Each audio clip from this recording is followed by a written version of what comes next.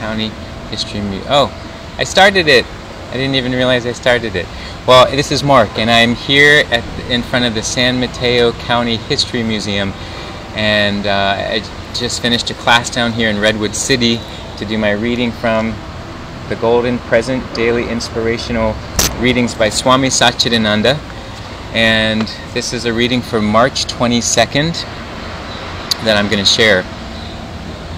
And the topic is the first duty. A spiritual seeker's first duty is to have good control over the tongue. Without control of the tongue, we can forget about spirituality. Control in both ways, eating and talking. All the senses are controlled if the tongue is controlled.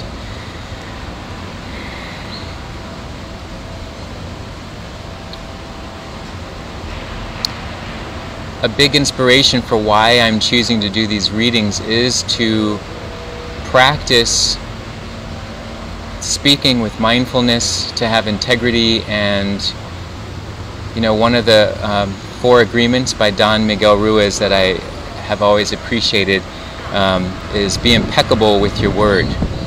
Well, it's windy, so it's making the table move and my computer move. Be impeccable with your word. That's the first of those agreements, and I find that that's important to me because I've seen what happens with the opposite of that. I've seen when people have used words to manipulate, to coerce, and I've seen when people use words that share love and compassion and thoughtfulness and mindfulness. And it's just a choice that I've come up with that seems to make sense to me, is to want to practice and work harder at having the words that are more mindful, that come more from my heart, that are not coming from a place where I'm trying to express the place in my ego that needs to feel like it's in control, but to speak from a place where I'm calling up. Whoa, the sun just came out, which feels good. I'm calling up that place that invites everyone into a conversation rather than is taking sides. And that's just, I'm not doing it perfectly, but again, it's just something that I've learned through research and study and practice and observation, that to me is how I want to be in the world. I think there's value in all the other ways of being. It's just a choice. And for me, what I've recognized is there are times when it might be easier to lash out, to use words that are full of anger and hate and actually self-loathing. But for me, it's a practice of recognizing there's something else behind that. What is the true source of what I'm wanting to express to someone? Is it actually fear? Is it actually a sense of regret or resentment? Is it a sense of feeling out of control and I want to try to be in control of something?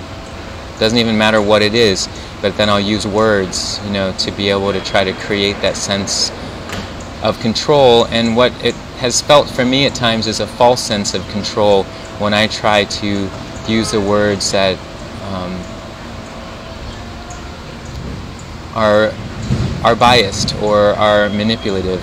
And it takes work, it's not an easy thing, and that's a challenge to figure out how to find the language that feels the most generous and spacious and loving and kind to all of us. And even this may be coming across as like fingernails on a chalkboard for some people. I don't know, but I know that my intent is to come from a place as honest and sincere as I can in these, to recognize my naivete and the humility,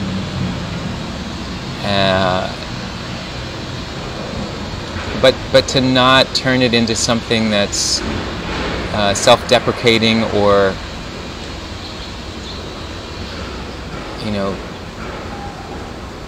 triggering some of those feelings of self-doubt, which I've had a lot of. I'm actually doing this to inspire that part of me that has wisdom, has knowledge, has the experience to be able to share something, that ultimately is touching on the universal experience rather than so much the personal experience. And then, it says here also not just what we say, but also, it's our eating, or how we eat.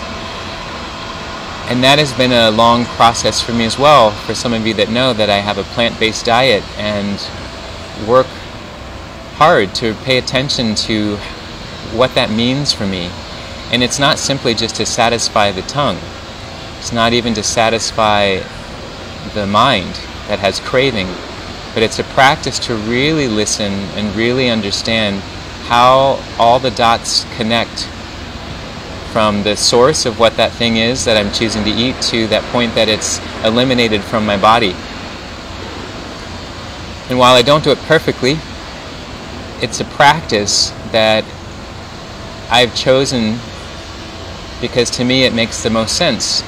When I observe the different ways that I can choose to nourish myself and feed myself, and I can learn where these things come from. I can recognize that there's energy in food, there's vibration in food that I'm consuming. Then I feel like I'm going to do a better job in the world when I make choices that to me feel resonate on a higher vibrational level, higher consciousness raising. And I recognize not everybody can choose that. I recognize that that's not an opportunity for every single person. And rather than saying, well, then I am not going to do it either, my intention is to be able to benefit from the things that I have the opportunity to have and to consume, to have the organic foods, to choose to buy from local markets and local farmers. That isn't always possible for everybody, but I choose to do that because it empowers those people, those farmers, to become strong. It's a way that I see as making a vote. Every time I eat, I've said this another time, that one of the most powerful ways to have our voice be heard is to make a conscious effort for what we're buying. Because every time we buy something, we're casting our vote to what we believe we want to have in the world, what we believe we want to have manufactured, created, grown. And for me, I don't want to vote for more pesticides, more chemical use to be able to create and produce things. I know that some of my choices have done that, but I'm trying to minimize it. So rather than have that extreme thinking, of all or nothing, it is progress, not perfection. So by making these choices, and for me that means, not choosing to buy leather products, doing my best to buy nice secondhand clothing rather than brand new clothing. I do buy brand new things. There are certain garments I will not buy secondhand. But there are some, like this shirt I'm wearing. Actually, both of these, or actually this was a gift, but this shirt was I got at a like a Crossroads or Buffalo Exchange kind of store, and I bring my clothes there, to help. You can sell your clothes at those kind of places, and they're pretty picky, about what those things are. So I make those kind of choices because I recognize how each of those things makes an impact. And to be honest, at first it takes more work to think all those things through, like, oh, okay, well, if I choose this and those are related to that, and I know this person, it takes a lot of work in the beginning, and then after a while there's no work to it. It becomes very easy, and there's a sense of easefulness and peacefulness around it, because I instantly know that this choice is creating a journey of progress, not perfection. It's creating a journey towards being in touch with what matters to me. And if we really want to live with integrity, and we want to listen to what matters, I feel like it's important to look at all areas of life and how one thing can trigger the other. My choice to not consume certain things is because I feel like I'll relate to the history of that experience in one form or another, or that I'm voting for that production to happen. So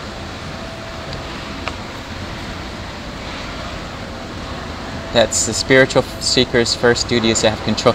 So I do consider myself a spiritual seeker. I do feel that that's part of why, again, I'm choosing this as why I do the things that I do in that way, and that inspires me to continue making those choices. So for those that are watching this, I consider you a spiritual seeker, and so just as a challenge, what are some of the things that are helping you have good control over your tongue, with the things you eat, the things you say?